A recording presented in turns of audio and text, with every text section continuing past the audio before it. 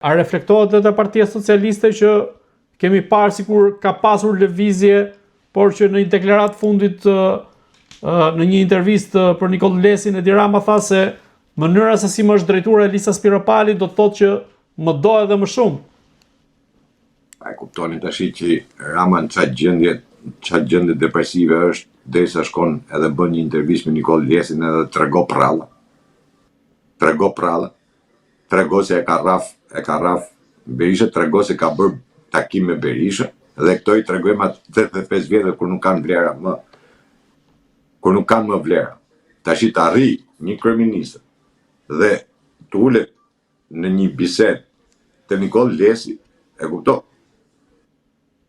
Çfarë mjerimi ndodhet Rama? Se nuk kam më. Rama po bën çdo lloj lëvizje. Më thoni, çfarë ka bërë politika shqiptare apo opozita shqiptare për të palavos fjalimin që majti Rama në Izrael? Ma thoni. Azia, po sa i përket edhe eksponentëve që e rrethojnë brenda Partisë Socialiste, apo duket një frym kundër ti, apo është thjesht një fluck sapuni, gjithçka sa kemi parë deri tani? Ata partia i dënon, partia e vet i dënon. Ai lloj fryma është në politikën shqiptare, që këta e quajnë politikë, thash edhe herë, po ta ri përsëris. Në atë që këta e quajnë politikë, se këta nuk është politikë, por kjo është pazar. Është fryma Kadrias Biu që thoshte partia ime më dënon. Po, pikërisht, kush ishte Elisa Spiropali? Maliman. Dhe vjen edhe bëhet numri 2 i shtetit. Nga plerat bëhet numri 2 i shtetit. Domethënë, këtu partia të ngre, partia të bën, partia të marto, partia të bot gjitha, dhe pastaj fund fare partia dhe të vret. Politikisht tashmë, sepse ka hik ligji dënimit me vdekje. Dhe se për shpirt këta e kishin vrarë gjithëherë. Dhe këta ngrenë grupe emisore, që në zhargonin politik ta quajnë revizionist partisë. Po nuk ndryshojnë nga linja, po e njëjta linjë është. Vetëm se këta për interesa të ndryshme meskine dalin edhe thonë e llafe më tepër. Sepse Elisa Spiropali kur është godit sepse ka qenë pjesëmarrëse në klubin China, në Gjermani. Dhe pas asaj u godit Elisa Spiropali. Ashtu si që godit Erion Velia. Që do të thotë në këtë rast po përgatiste një goditje ndaj Edi Ramës. Patjetër më. Atë që bëri Erion Velia në Amerikë kur ishte me Edi Ramën, Erioni ishte me Aleksin, Rama ishte me Gjorgjin, dhe kur kanë dalë nga takime, Rama ja ka thënë cop, ush ka top të boft, unë pat ta bos të lej, edhe ja boni. Normale, këto janë mbyfta brylesh, po nuk janë politik. Po në këtë rast kush qëndron pas Elisa Spiropalit? Ha? Në këtë rast kush qëndron pas Elisa Spiropalit? Pat me gjapë. Pse, akoma se dini. Jo, a ka i grup më të fuqishëm të faktorit ndërkombëtar? Faktori ndërkombëtar është Sorosi gjithë. Nuk ka grup më të fuqishëm se sa Sorosi. Kabala, Sorosi janë në lojë. Po Kabala me Sorosin janë bashkë, kështu që ngelet Sorosi si përfaqësues. Ajo kam thënë që Rama është përfaqësuesi i Sorosit në Europë, dhe po deklarohet dhe po vërtetohet dita ditës si Rama bën politikën e Sorosit. Rama po bën politikën e Sorosit. Thash edhe vajtja në Izrael është politikë e Sorosit. Dhe ajo palavoz deklarate apo fjalimi që mbajti ishte politikë e Sorosit. Po në këtë rast sa e rrezikonte vërtet Elisa Spiropali Edi Ramën? Po nuk e rrezikon nëpërmjet Sorosit, jo si Elis. Është ai grupi i cili vjen një moment dhe nuk e duan më kryetarin. Domethënë Sorosi është ai që lëviz fijet e kukullave që i vendos përballë njëra tjetrës. Jo më në të gjithë politikën shqiptare. Jo vetëm të PS-ja, por në të gjithë politikën shqiptare. Dakor, po duke qenë se po flasim për pjesën e Partisë Socialiste të Spiropalit dhe Edi Ramës. Më dëgjoni me vëmendje. Sa kohë kam që kam deklaruar që në Shqipëri është ndërtuar mafia shtet. A ka ndonjë nga këta politikanët që e pranon këtë? Dhe të gjithë thonë narkoshtet. Mafia në shtet nuk e përdor njeri. Megjithëse në Europë po e përdorin, edhe në Itali po e përdorin, në Shqipërinë asnjë nuk guxon ta përdori. Pse? Sepse janë gjithë në i fest. Dhe pra ne kam frikë ta përdorin këtë lloj termi. Por, të bësh propagandë dhe të bësh politikë janë dy gjëra të kundërta. Këtu bëhet thjesht vetëm propagandë, ka një luftë klanesh brenda njëri tjetrit, luftë brylash, luftë postesh. Sepse Elisa Spiropali, nëse vjen re, deri dje ishte ministre jashtme, ajo e ngritën qiell Ramën. Po sa momenti sa u hoq, në atë moment u godit. Në atë moment filloi gjoja do fliste. Dhe kur vjen puna për të fol vetëm brenda ke partia, pastaj më dëno partia ime, thot. Më largo ti, thot. Më largo ti. Më shkarko ti, më hiq ti. Pra, më heqi partia mua.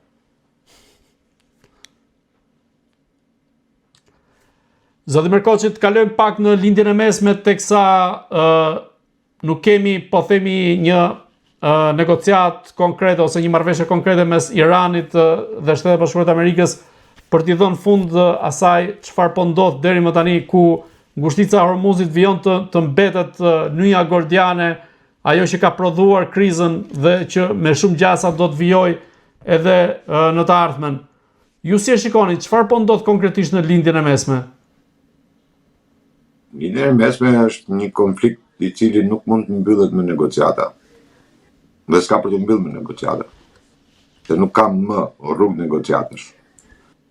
Përsa Garda Revolucionare bëri deklarat pardje, apo dje, nuk më kujtohet mirë, kur deklaroi që pas vizitës Trumpit në Kinë, bëri një deklarat ku tha që çdo anije e jona që do goditet, ne do godisim gjithë bazat amerikane, do godisim vendet e gjirit, po duke përfshirë në këtë rast Emiratet e Bashkuara Arabe, të cilët i ka shpallur dhe armik, dhe do shkonin deri tek goditja e aeroplanbajtëse.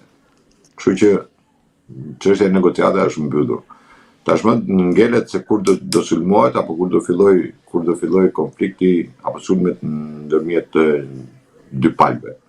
Një nga personat të cilat është pengesë për negociata është Netanyahu, i cili nuk ka absolutisht asnjë lloj ideje për ta mbyllur me negociata, pasi ai vazhdon akoma luftimet.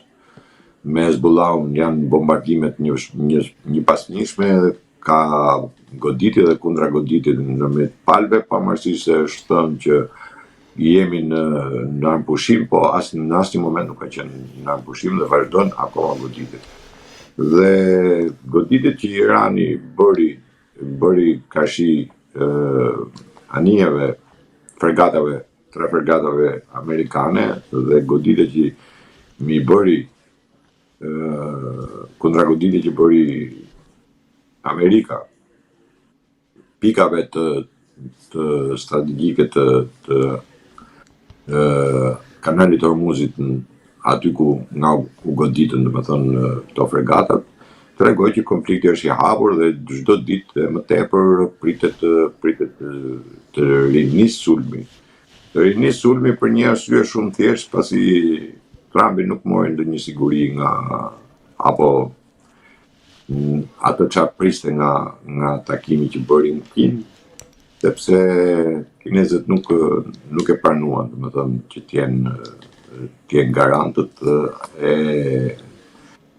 mbylljes të konfliktit. Përkundrazi, kinezët deklaruan që kanali Hormuzit është i hapur.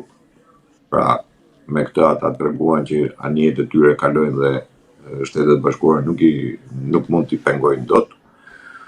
Dhe nuk mundet më tashmë që Amerika të tërhiqet apo të pushojë luftën në mënyrë diplomatike. për sa kohë nuk ka absolutisht asnjë lloj dritje shile për të bërë një takim dypalësh ndërmjet Shtetet Bashkuara të Amerikës dhe Iranit. Po, dhe presidenti amerikan, që të betemi pikërisht te kjo pikë, presidenti amerikan Donald Trump kishte deklaruar se Iranin e presin kohë shumë të këqija nëse nuk arrihet një marrëveshje. Në këtë rast ky është një sinjal që po shkojmë drejt rikthimit tek lufta? Atë që ju thash dhe kam thënë edhe më përpara që këtë konflikt e mbyll vetëm lufta.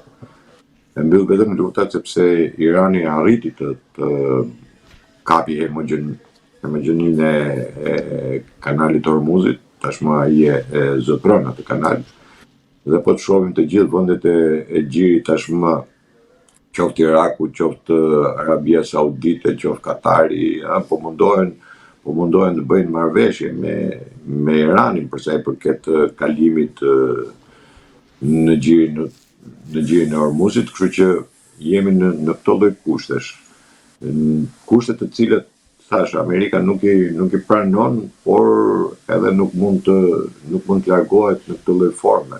Pra duhet një betejë për të justifikuar qoftë edhe largimin.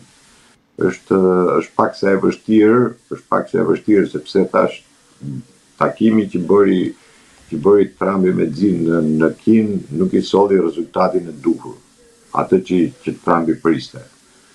Nuk e priste dot Trumpi, domethënë që mos ta mbyllte me një marrëveshje me Kinën.